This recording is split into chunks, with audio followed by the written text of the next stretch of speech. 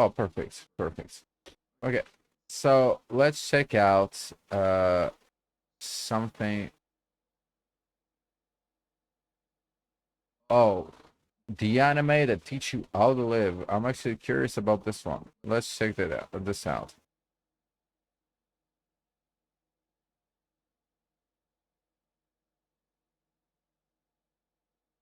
Mob Psycho is a unique show with a crazy wacky art style. From its insane Before anything, Mob Psycho, if you never watched it, give it a try. It is really that good. It is really like fancy. It's really one of the type of like stories that you should at least give it a try. Like because it's really that good. fight scenes to its heart. Mob Psycho is a unique show with a crazy wacky art style. From its insane fight scenes to its heartfelt storyline, it has a bit of something for everyone. But what is it about? Why is this show in my top 3 of all time, and how is it different from other shonen anime? Don't worry, we'll get to that. Mob Psycho was written by the author One, the same person who wrote the oh so famous One Punch Man and is currently writing Versus. It's about a boy with psychic powers who can do just about anything he wants with said powers. Even when compared to other psychics, he's on another level. Like, we're talking insane gaps in difference between the others. So, how's this different from One Punch Man? Well, I'll give you a rundown. Mob Psycho is a lot more focused on the growing up side of things. Our main character in Mob is a middle school kid who wants to learn how to grow in different things, with one of the main elements of this show being, if you take away blank, what will you be? With blank being a core part of yourself, something that defines you. It's a pretty pessimistic concept, but when put in this story, it actually has a positive impact on our characters as it helps them diversify their internal portfolios. One Punch Man is about a middle-aged man going through a midlife crisis with no drive to better himself. It's funny, it's got its charm, but it lacks that humanity that really defines Mob Psycho. There's a pretty significant gap between the two when it comes to how they're designed despite them having similar premises. I'll link a video by Scamboli Reviews that explores this concept a whole lot more. I need YouTube's almighty algorithm to know what kind of content you guys like, and seeing as he's a massive inspiration to this channel, I highly doubt you won't enjoy his stuff. So let's go a bit more in depth with the story. Mob works as an assistant at a spirit consultation office for his boss, Arotaka Reigen. He's severely underpaid, does all of the heavy lifting, and is being conned by Reigen, who claims to be a psychic as well. I will add to that to giving a try to this anime. It is really really funny, like the good funny. Like it is really funny to fucking watch. There are like other moments, but it is something that it is not something like it is not heavy to watch. Even though it's a shonen anime, it talks about superpowers and stuff like that. It is really funny and really something like to watch that you can just like chill and like relax and while enjoying the anime. I'll give you these selling points. Give it a try. You know.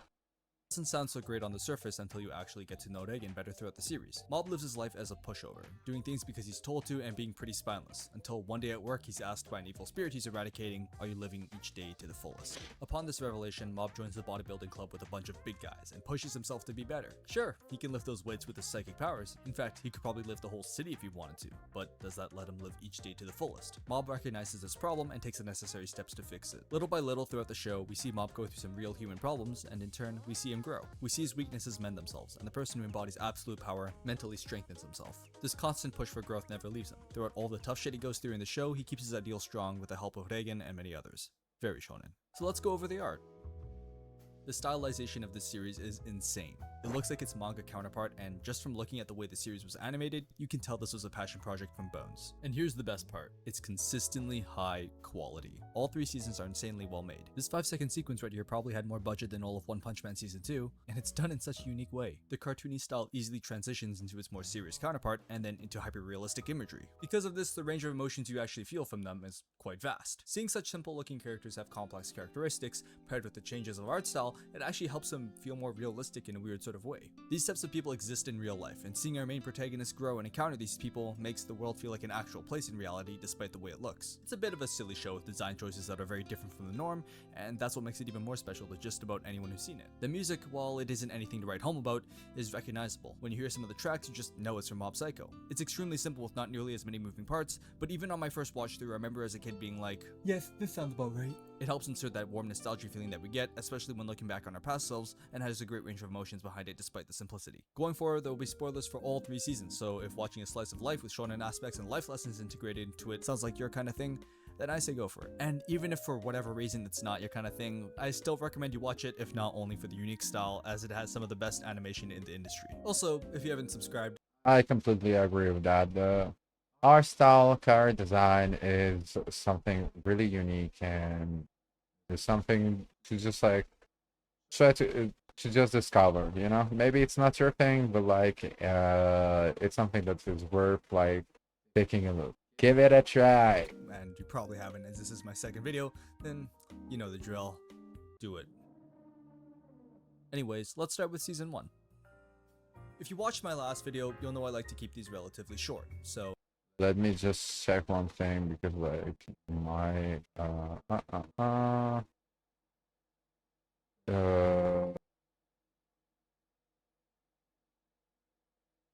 yeah, fuck. Give me just 1 second. Okay. I sound okay. as such, I'll only be going over the plot points I find relevant, the characters that stood out to me, and their values. We'll start with our main protagonist, Mob. Mob starts out in the season as the world's biggest pushover. He has zero concept of what an ego is, and he's just a bit of a nobody in his school, which is ironic because again, he holds the power of the sun in his hand. Despite this, Mob doesn't ever use his powers to impress, which is due to his crush and childhood friend, Tsubomi, never really caring about those types of things. From a very young age, he learned that powers of that sort aren't something to flaunt, and that he needed more in his life than that just to succeed. The powers don't make him. Mob eventually would meet the Gym Bros, which has got to be my favorite characterization of a group of gym guys. Just look at these sweet beautiful chads, it's wholesome. Mob joining these guys' club really helps him progress forward, as it's the first thing he actually does for himself. Joining a group of big men that you've never met before to work out with takes some balls of steel, and these guys recognize it. They accept him, and in turn they help each other get better. Our Gym Bros get a pretty consistent amount of screen time throughout the series, and I really like the dynamic that they have with Mob and each other. It's not just the typical jock stereotype that a lot of media has put onto us. It's a more positive light, a side that attracts people to do better in their lives, which is a huge part of going to the gym to begin with. Speaking of people Mob looks up to, his little brother Ritsu is another one. We learned throughout the first season that Ritsu holds some animosity towards his brother for being the one born with powers, but Ritsu has a bunch of skills that Mob doesn't have. He's smart, a member of the student council, one of the most athletic students in the school, and on top of all of that, he's got Riz. These are all things Mob wants and struggles with, and in turn Mob is extremely proud of him. However, it doesn't go both ways at the start. Ritsu has everything, but he wants psychic powers, and even when he gets them, he still feels empty. He's got a lot of ambition, but because of that, it eats away at him, which leads to an inferiority complex. His standards have always been surrounding psychic powers, and so he works hard, almost trying to earn it through different means. Towards the end of the season, we begin to understand more and more what's going on in Ritsu's head, and how in reality, he was masking his true feelings, trying to fill that void without fully understanding it. It leads to some hurtful things being said on Ritsu's part, but it also leads to their bonds being even stronger than before, with Ritsu being one of his brother's biggest positive influences at the end. Not because Ritsu's perfect in his brother's eyes, but because he managed to overcome those negative feelings he had before.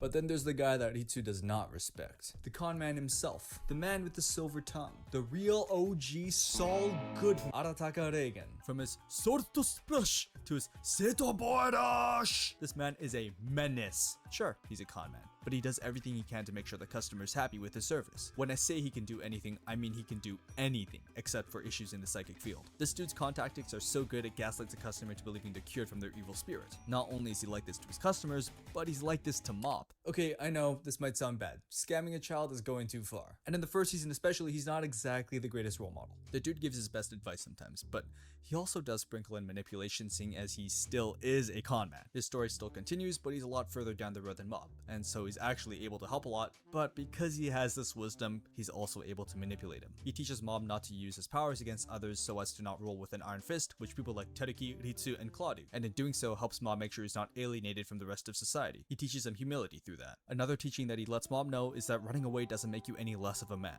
Sometimes it's absolutely okay to turn back when things get tough and let the adults handle it, which is a lesson that's shown to work in season 3 even with adults who are seen as more brave and powerful than Reigen, solidifying that even though Reigen is a coward and a con man, he sometimes does spew that real shit. Not all the time, but he does when it really counts. Speaking of manipulative influences though, we get to Mob's evil spirit sidekick, Dimple. He's another character who could be categorized as corrupt, seeing as he continuously tries to take over Mob. But ironically, even though he tries to manipulate him, Mob's tenacity towards staying on the righteous path moves him. He begins to view Mob as someone who lacks guidance, and in turn tries to bring him over to the world domination side of things. Mob doesn't really care all that much about Dimple though, and it is until season 2 that we really get to see him shine as a character. Though I still love this green fart gas cloud even in season 1. God, he's just so evil. He's such a little gremlin. Finally, we got Teruki. This guy starts out as your typical LA influencer spouting shit like, I'm stronger, I'm smarter, I'm better! I am better! All because he has psychic powers. He lives his life one-upping everyone around him because he was born with advantage, but this insecure way of living creates a problem. Emptiness. He's what Mob could have become if he didn't have Reigen, Ritsu, and even Tsubomi looking out after him, making sure he didn't abuse his powers. Teruki lives a very hollow life, and when met by someone who has the same powers but doesn't abuse them, he snaps. He sees a mirror version of himself, someone who's holding back and going against the very thing that keeps him going every day. Mob, adamant on not using his powers to fight, doesn't do anything. And this was one of those times where I was like, you know, maybe listen to Dimple on this one. And what's crazy is, in a weird roundabout way, it works. By not using his powers, Mob snaps. Teruki drives him to his limit and wakes up Mob's subconscious, which destroys everything. And while up above the clouds, Teruki finally realizes, 僕って凡人だったんだな。 through this encounter, Teruki ends up being one of the main characters of the series, not because he believes he is, but because he accepts that he isn't. Just like Mob fixed Teruki by holding back from using his powers, but still breaking and using them. The entire thing contradicts itself beautifully. The opposite of their ideals brought them to the place they're supposed to be at. Season 1 overall was a great baseline for what was to come. We meet Claw, the Esper organization who would be Season 2's main villain, and we meet some of the characters who would end up proving to be Mob's greatest influences, the people who give him courage to go forward. In Season 2, we are immediately hit with Mob's culmination of growth. He tries to go for student council president, steps onto the stage for the first time, and then gives an eloquent speech. Well then. Anyways, from this, he gets his first experience going out with a girl. But wait, she's only doing it because it was a dare, and she's the loser. In truth though, Emmy eventually did warm up to Mob, seeing as she showed him her writing work, which is something she's kept as a secret from everyone. Her friends tell her writing, and we get this heartfelt scene where Mob picks up the scrap saying, 大事なものは拾うんだ。 Mob and Emmy end up picking up the torn pages together, only for the pieces to fly away. Blah blah blah, you know how the rest goes. Mob could have used his powers at the beginning, or he could have just not used them at all like he did with Teru, but he did use them. It shows how much this actually mattered to him, and instead of the typical shonen trope where the girl falls for him for his powers, she doesn't. And when Dimple asks about that very trope, he says, 超能力程度でそんなのあるわけないよ。 such a great start to one of the best seasons of anime in my opinion. Speaking of Dimple, we get more character development from him. We see him actually start to care more and more about Mob, and he even sticks up for him when Mob is getting bullied. Also in episode 4, Mob puts his whole trust into him, letting Dimple possess his body to protect him, which was Dimple's main goal to begin with. This furthers the bond between them, and in episode 5, Dimple comes into Mogami's body to save him from losing himself. Not only that, but when possessing the Body Improvement Club's leader, he finally understands that muscles built through discipline and hard work will always outweigh muscles created through psychic powers. It's a huge jump from when Dimple was always telling Mob to use his powers for everything. Dimple's learning and adapting to the world around him, and in turn, is showing how much he respects Mob for the changes he's going through, humanizing the once evil spirit. But there's one guy who doesn't fully accept Mob's want for change, and it's actually the big man Reigen. Without even noticing it, Reigen says some real fucked up shit to Mob's face about his friends, which is some serious projection that we see later on considering that Reigen doesn't have any real friends himself. This creates a rift between the two and puts Reigen in isolation, where he has more time to reflect on himself as a person, but also time to prove himself as an independent worker who doesn't need Mob. This proves itself to be futile. I mean, he's in the psychic business with no psychic powers, so eventually he's exposed to be a fraud across the internet. His friends turn their backs on him, nobody remembers his birthday, and the only one he has supporting him is his own mother. Reigen is then thrown into a conference room for questioning after scandals and is asked the question, なぜ霊感商法に手を染めたのですか? Looking back on his life, he realizes just how reliant he was on Mob, and how much Mob's change actually scared him. But he also realizes how much Mob truly meant to him, and how he was caging Mob in due to his own insecurities. And just like that, Reigen realizes what needs to be said, not for the sake of keeping his reputation or business afloat, but for the sake of mending his biggest mistake. Yeah, Reagan is actually one of the characters that really makes the show so fascinating and really a worth watching story, because Reagan represents this antagonist but also protagonist, this complicated person that is actually understanding what's life about, and he did the wrong choice but thoughtfully, you know. So it's not like your average type of person. I did it because life is dark. I didn't. No. He had the choice to not be a scam artist. He had the choice to do something else. He had the choice to not lie to his clients about his psychic powers. He had the choice to, but but he always took the wrong choice. But he knew it was the wrong choice, and this is what makes him really interesting as a character, because his development and also the character himself. Well, he's a person that is not a fucking good person, and he knows it, and is a person that is not a successful person, and he knows it as well, and it creates this dynamic between characters where Reagan is actually really something fascinating. Is someone fascinating, because in between all the scam artist stuff, the fact that, like, yeah, he lies for his job, he lies about powers and stuff. There's a real person that will tell you that is actually like someone just like you, that actually was like that. No, fuck it, fuck it.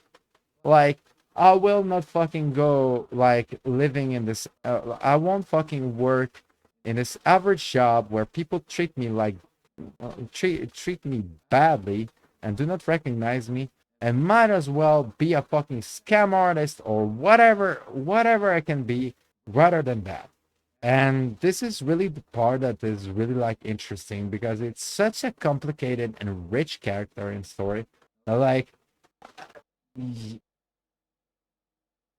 you get to learn a lot, and you get to recognize a lot of this. You get to discover a type of personality that exists, but that is like really wrongfully, that really doesn't is not represented in storytelling in general. This person that tells you the world is a bad place. I've had a bad job, and I told myself, fuck it. Might as well go down as one of the bad ones, as one of the bad apples, and he actually chose, and he did, and he chose while being a nice person. He's not like a scam. He doesn't have this overhyped ego or something like that. He doesn't see himself as a guru or something, but he has this personality of, oh yeah, no, I saw this live and I understood it. And I told myself, let's be a scam artist and let's make my life easier, even if it becomes worse, because I don't like to to be told, to be talked down. I don't like to be I don't like to be treated this way, and I'd rather to treat myself, and lies or not lies, might as well. You get me? And this is what I like about like Reagan and his dynamic, because under that, he still choose to be a good person. He's not a bad scammer. He's not a bad, like, he's not an awful person, you know? And this is something really fascinating that actually, like, he didn't mention, but he kind of like, he kind of like reflects upon, like he kind of implicitly talks about these qualities that Reagan has. Reagan is such an interesting character. He has such a personality, and he's so realistic. And you get to see really someone that saw life, understood it, is not as someone that is like not a complete idiot, and he told himself, no, might as well fucking go down with the fucking bad apples. Doesn't matter. 成長したな、お前。When Mop and Reagan But it's not but this is all about his business and his way of life, the way he chooses to live his life, right? His personal life, his like his job, his career, right? But he's not that mean of a person as a person in general. So this is, but it's really interesting when you take the time to think about, and this is why Reagan is such a like a complete complex but completed type of character, where it's like damn, he and as much as like Mob is someone that is like really important to the show, I think that Reagan really is something is just something else. You know? It's just like this type of character that like really makes you think, but not because of, of a great perspective or a life-changing opinion. No, because he's the dude that tells you, I'm not stupid. I am, but I am. I have refused to be and I refused this life, and I choose to be a fucking, a fucking loser in it.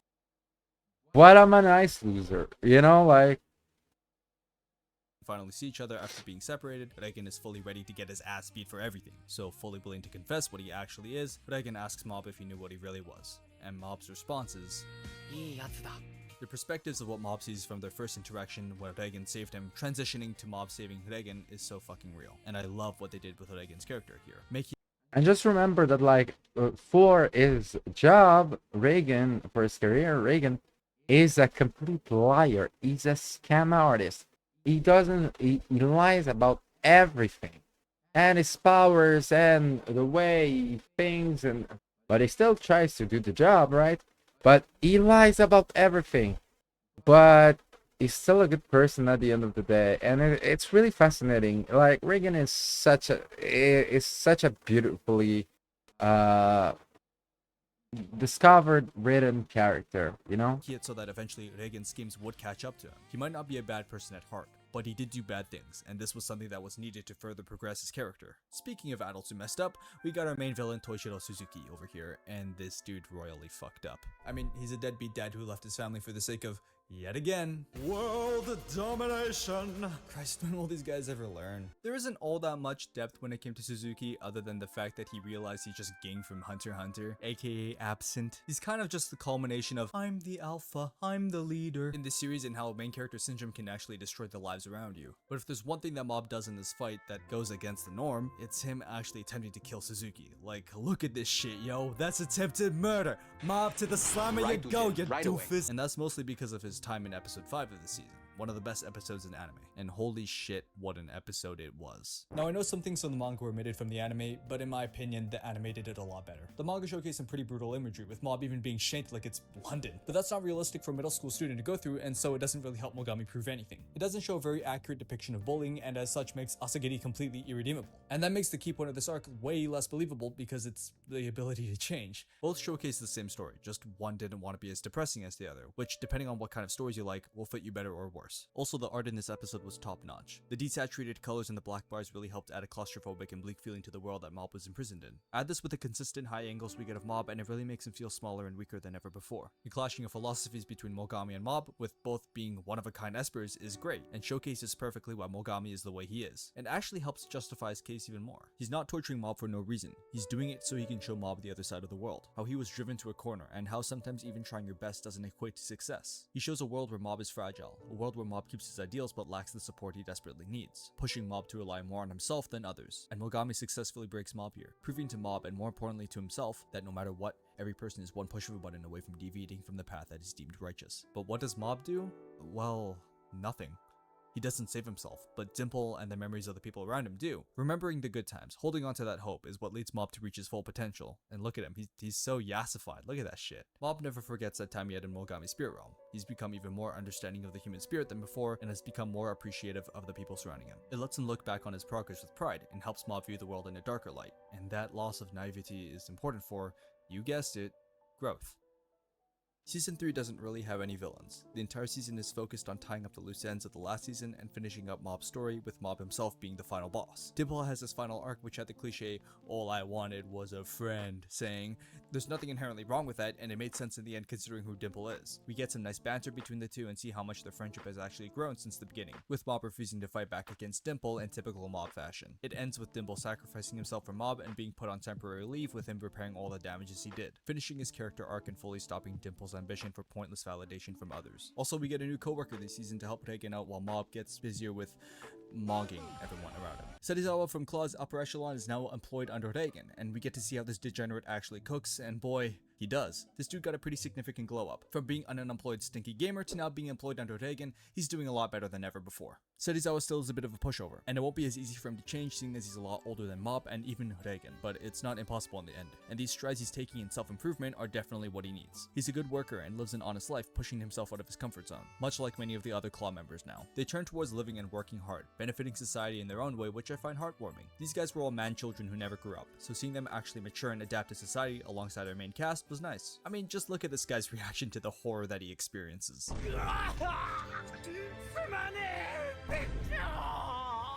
Their old boss Suzuki comes back from prison and acknowledges the way they're living. Seeing someone who once believed himself to be a god humble himself and show respect to the ones he viewed below him before is a nice touch, with Suzuki even ending his arc acknowledging Mob's philosophy on life, being more in tune with reality than his, telling his son that he'll refrain from using his powers going forward despite the hardships that'll come with it. But the second arc of this season is where it fully shines. We reconvene with a lot of the characters that we met in this story, and we get to see their maturity through the question mark arc. I appreciate that the last arc is surrounding Mob's emotions going completely haywire, with the Mob we've known so far being tossed up against the emotions he's been keeping suppressed for so long. Teru fights with Mob one last time, this time with Teru holding back instead. He does use his powers, but limits himself to be more on the defensive side, much like Mob was when they first met. He saves people around him, and the fight parallels the other fight they had, but this time with Teru winning in the clash of ideologies. What's great is that when poor Teru loses his hair and is stripped naked again, you can actually see he's been working out. It's never mentioned in the story, but it's also little showcases of change that prove how much Mob has impacted the people around him. This fight was honestly one of my favorites in the show. It might not be the most visually spectacular fight, though it definitely still is really well made, as are all the fights in the series, but what the fight stands for and the symbolism behind a lot of the major events during it are what makes this whole thing amazing. The throwbacks from their past fight and Teruki still being his same petty self, just in a way more mature manner, just really shows how well developed he was. He never truly loses his personality and drive. He just makes them better. Speaking of getting better though, the Body Improvement Club shows up to help save Mob from the disaster going on in the city,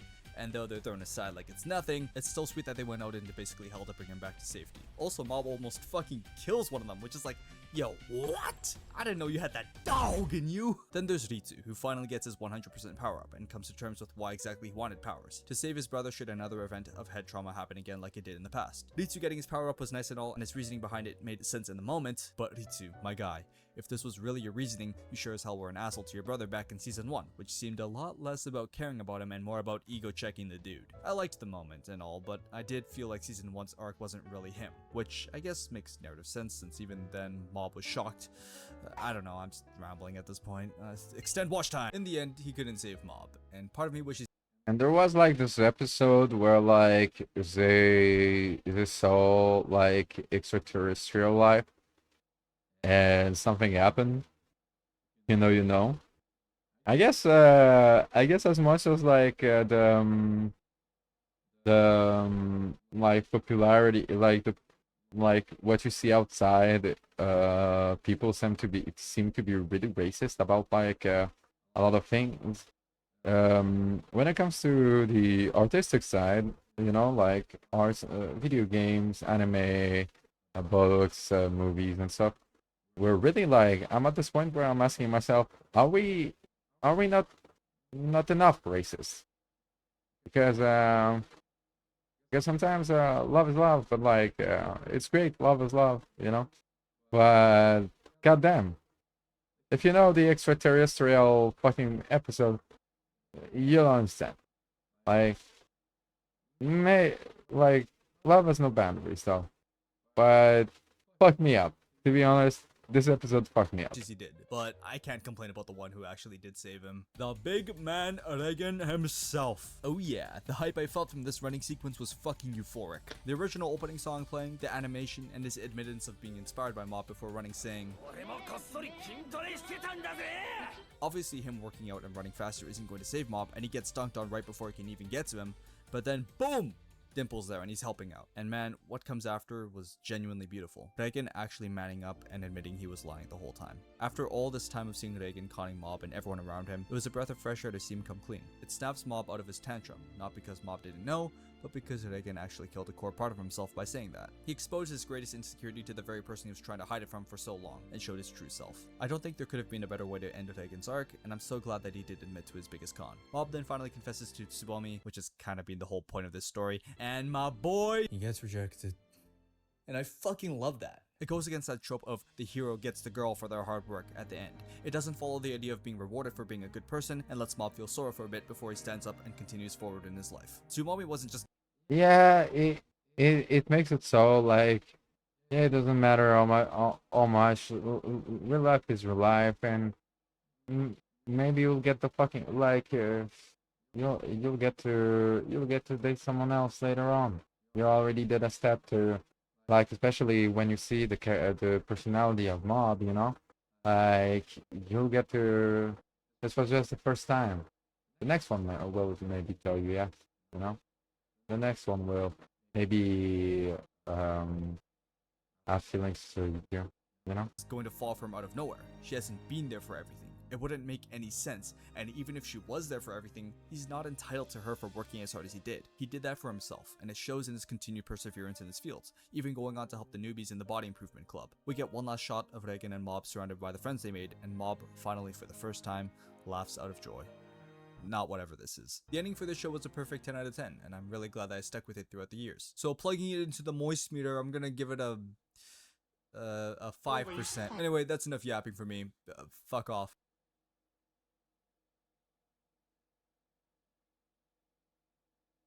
Okay. Let's keep on going.